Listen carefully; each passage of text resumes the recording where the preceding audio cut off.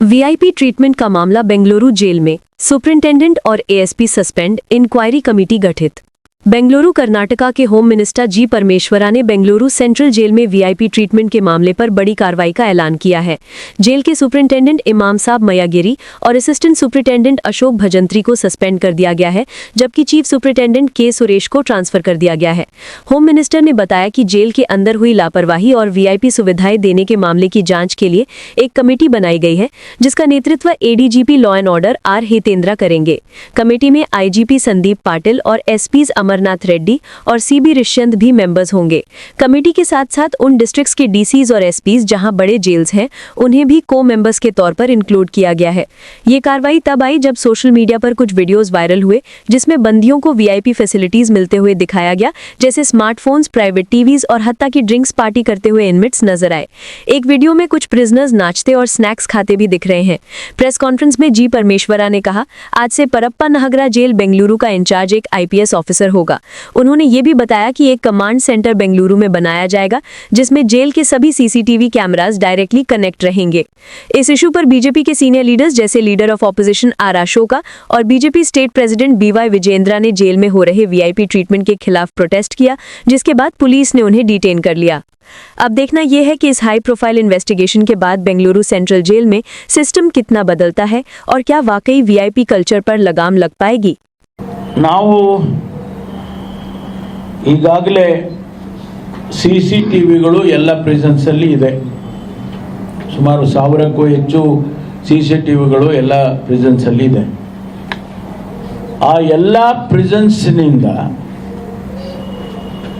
Head ಕ್ವಾರ್ಟರ್ಸ್ಗೆ ಇಲ್ಲಿಗೆ ಒಂದು command centre ಅನ್ನು ಮಾಡಿ, ಆ ಕಮಾಂಡ್ ಸೆಂಟರಿನ ಮೂಲಕ ಇಲ್ಲಿನ ಅಧಿಕಾರಿಗಳು, ಹಿರಿಯ ಅಧಿಕಾರಿಗಳು ಯಾರು ADG ಪ್ರಿಸನ್ಸ್ ಇದ್ದಾರೆ ಅಥವಾ DG ಪ್ರಿಸನ್ಸ್ ಇರ್ತಾರೆ, ಅವರಿಗೆ ಅವರ ಆಫೀಸ್ನಲ್ಲಿ ನೇರವಾಗಿ ಅವರು ಆ ಪ್ರಿಸನ್ಸನ್ನು ನೋಡ್ತಕ್ಕಂಥ ವ್ಯವಸ್ಥೆಯನ್ನು ಮಾಡ್ತೀವಿ. ಅದಕ್ಕೆ ನಾವು 15 ದಿವಸ ಸಮಯ ಕೊಟ್ಟಿದ್ದೀವಿ. ಈಗಾಗಲೇ ಅಲ್ಲಿ ಇದ್ದಾವೆ CCTVಗಳೆಲ್ಲ ಕಡೆ ಇದ್ದಾವೆ.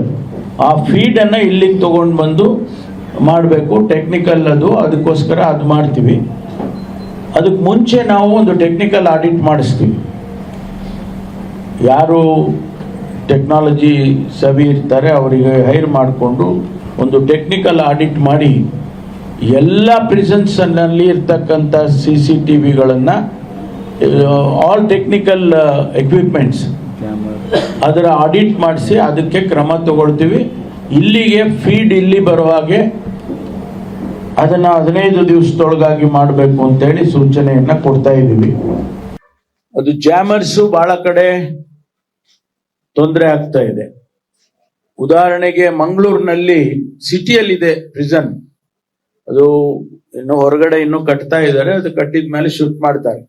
ಅಲ್ಲಿಗೆ ಜಾಮರ್ಸ್ಗಳು ಪಕ್ಕದ ಮನೆಗಳಿಗೆಲ್ಲ ತೊಂದರೆ ಆಗ್ತಾ ಇದೆ. ಅದೇ ರೀತಿ ಪರಪ್ಪನ ಅಗ್ರಹಾರದಲ್ಲೂ ಕೂಡ ಆಗ್ತಿದೆ. ಅದಕ್ಕೆ ಟೆಕ್ನಿಕಲ್ ಟೀಮ್ ಅನ್ನ ಸೆಟ್ ಮಾಡಿ, ಎಲ್ಲೆಲ್ಲಿ ಶ್ಯಾಡೋ ಏರಿಯಾ ಬರುತ್ತೆ, ಶ್ಯಾಡೋ ಏರಿಯಾ ಅಂದ್ರೆ ಅಲ್ಲಿ ಸಿಗ್ನಲ್ ಬರ್ತಾ ಇರುತ್ತೆ, ಆ ಸಿಗ್ನಲ್ ಬರದ ಹಾಗೆ, ಈಗ ಪರಪ್ಪನ ಅಗ್ರಹಾರದಲ್ಲಿ ಫೋನ್ ಯೂಸ್ ಮಾಡ್ತಾರೆ ಅಂದ್ರೆ ಸಿಗ್ನಲ್ ಬರ್ತಾ ಇದೆ ಅಂತ ಆಯ್ತಲ್ಲ, ಅದಕ್ಕೆ ಸಿಗ್ನಲ್ ಬರದ ಹಾಗೆ ಟೆಕ್ನಿಕಲ್ ಟೀಮ್ ಅನ್ನ ಸೆಟ್ ಮಾಡಿ, ಅದರ ಮೂಲಕ ನಾವು ಯಾವುದೇ ಫೋನ್ ಒಂದು ವೇಳೆ ಒಳಗಡೆ ತಗೊಂಡೋದ್ರೂ ಕೂಡ ಕೆಲಸ ಮಾಡದ ಹಾಗೆ ಮಾಡಬೇಕು ಅನ್ನೋ ರೀತಿಯಲ್ಲಿ ಸೂಚನೆಯನ್ನ ಕೊಟ್ಟಿದ್ದೇವೆ. ಆಮೇಲೆ ಈಗ ಬ್ಯಾಗೇಜ್ ಸ್ಕ್ಯಾನರ್ಸು, ಈ ರೀತಿ ಟೆಕ್ನಿಕಲ್ ಎಕ್ವಿಪ್ಮೆಂಟ್ಸ್ ಏನಿದೆ ಅದೆಲ್ಲ ಒಂದೊಂದಿದೆ. ಈಗ ಅದನ್ನ ಡಬಲ್ ಮಾಡೋದಕ್ಕೆ ಕೂಡ ಈಗ ಕ್ರಮ ತಗೊಳ್ತೀವಿ. ಈಗಾಗಲೇ CCTVಗೆ ಮೊನ್ನೆ ತಾನೇ 2.5 ಕೋಟಿ ರೂಪಾಯಿ ಕ್ಯಾಬಿನೆಟ್ ಅಲ್ಲಿ ಮಂಜೂರು ಮಾಡಿದೀವಿ. 15 ಕೋಟಿ ರೂಪಾಯಿ ಟವರ್ಸ್ ಹಾಕ್ಬೇಕು ಅಂತೇಳಿ, 7 ಟವರ್ ಅಲ್ಲ ಶರತ್, ಟವರ್ಸ್ ಎಷ್ಟು 10 ಟವರ್ಸ್ ಹಾಕ್ಬೇಕು ಅಂತ ಮೊನ್ನೆ ತಾನೇ ಕ್ಯಾಬಿನೆಟ್ ನಲ್ಲಿ 15 ಕೋಟಿ ರೂಪಾಯಿ ಮಂಜೂರಾಗಿದೆ. ಅದಕ್ಕೆ ಇಮಿಡಿಯೇಟ್ ಆಗಿ ಟೆಂಡರ್ ಕರೆದು ಕ್ರಮ ತಗೋಬೇಕು ಅಂತೇಳಿ ಅದಕ್ಕೆ ಮಾಡ್ತಾ ಇದೀವಿ. ಆಮೇಲೆ ಬಹಳ ಇಂಪಾರ್ಟೆಂಟ್, ಪರಪ್ಪನ ಅಗ್ರಹಾರದಲ್ಲಿ ನಾ ಹೇಳಿದಾಗ 5,000 ಜನ ಇದ್ದಾರೆ. ಅವರೆಲ್ಲರೂ ಒಟ್ಟೊಟ್ಟಿಗೆ ಇರ್ತಾರೆ.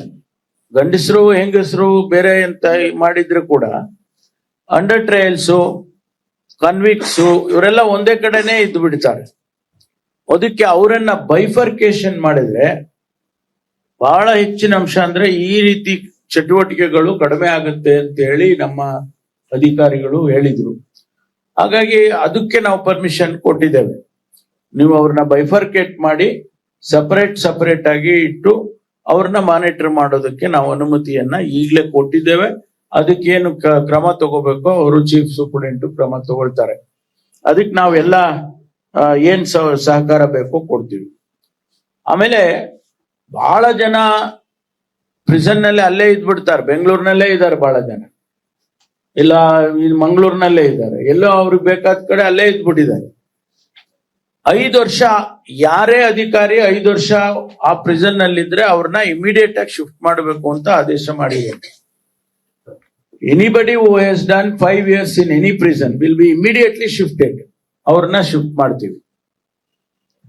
ದೇರ್ ಬೈ ಅಲ್ಲಿ ಸ್ವಲ್ಪ ಅವರು ಎಲ್ಲ ಎಸ್ಟಾಬ್ಲಿಷ್ ಆಗ್ಬಿಟ್ಟಿದ್ದಾರೆ, ಹಾಗೆ ಅನ್ನೋ ಮಾತೇನಿದೆ ಅದೆಲ್ಲ ಸ್ವಲ್ಪ ಬ್ರೇಕ್ ಆಗುತ್ತೆ ಅನ್ನೋ ಉದ್ದೇಶಕ್ಕೆ ಆ ಕೆಲಸವನ್ನ ಮಾಡ್ತೀವಿ. ನಾವು ಈಗಾಗಲೇ CCTVಗಳು ಎಲ್ಲ ಪ್ರಿಸನ್ಸ್ ಅಲ್ಲಿ ಇದೆ. ಸುಮಾರು 1000ಕ್ಕೂ ಹೆಚ್ಚು CCTVಗಳು ಎಲ್ಲ ಪ್ರಿಸನ್ಸ್ ಅಲ್ಲಿ ಇದೆ. ಆ ಎಲ್ಲ ಪ್ರಿಸನ್ಸ್ನಿಂದ ಹೆಡ್ ಕ್ವಾರ್ಟರ್ಸ್ಗೆ ಇಲ್ಲಿಗೆ ಒಂದು ಕಮಾಂಡ್ ಸೆಂಟರ್ ಅನ್ನು ಮಾಡಿ, ಆ ಕಮಾಂಡ್ ಸೆಂಟರಿನ ಮೂಲಕ ಇಲ್ಲಿನ ಅಧಿಕಾರಿಗಳು, ಹಿರಿಯ ಅಧಿಕಾರಿಗಳು ಯಾರು ADG ಪ್ರಿಸನ್ಸ್ ಇದ್ದಾರೆ ಅಥವಾ DG ಪ್ರಿಸನ್ಸ್ ಇರ್ತಾರೆ, ಅವರಿಗೆ ಅವರ ಆಫೀಸ್ನಲ್ಲಿ ನೇರವಾಗಿ ಅವರು ಆ ಪ್ರಿಸನ್ಸ್ ಅನ್ನ ನೋಡ್ತಕ್ಕಂಥ ವ್ಯವಸ್ಥೆಯನ್ನ ಮಾಡ್ತೀವಿ. ಅದಕ್ಕೆ ನಾವು 15 ದಿವಸ ಸಮಯ ಕೊಟ್ಟಿದ್ದೀವಿ. ಈಗಾಗಲೇ ಅಲ್ಲಿ ಇದಾವೆ CCTVಗಳೆಲ್ಲ ಕಡೆ ಇದಾವೆ. ಆ ಫೀಡ್ ಅನ್ನ ಇಲ್ಲಿಗೆ ತಗೊಂಡು ಬಂದು ಮಾಡಬೇಕು. ಟೆಕ್ನಿಕಲ್ ಅದಕ್ಕೋಸ್ಕರ ಅದು ಮಾಡ್ತೀವಿ. ಅದಕ್ಕೆ ಮುಂಚೆ ನಾವು ಒಂದು ಟೆಕ್ನಿಕಲ್ ಆಡಿಟ್ ಮಾಡಿಸ್ತೀವಿ.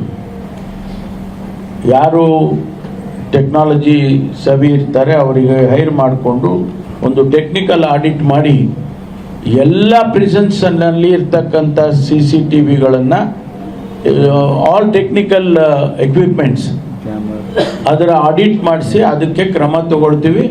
ಇಲ್ಲಿಗೆ ಫೀಡ್ ಇಲ್ಲಿ ಬರುವ ಹಾಗೆ ಅದನ್ನ 15 ದಿವಸದೊಳಗಾಗಿ ಮಾಡಬೇಕು ಅಂತೇಳಿ ಸೂಚನೆಯನ್ನ ಕೊಡ್ತಾ ಇದ್ದೀವಿ.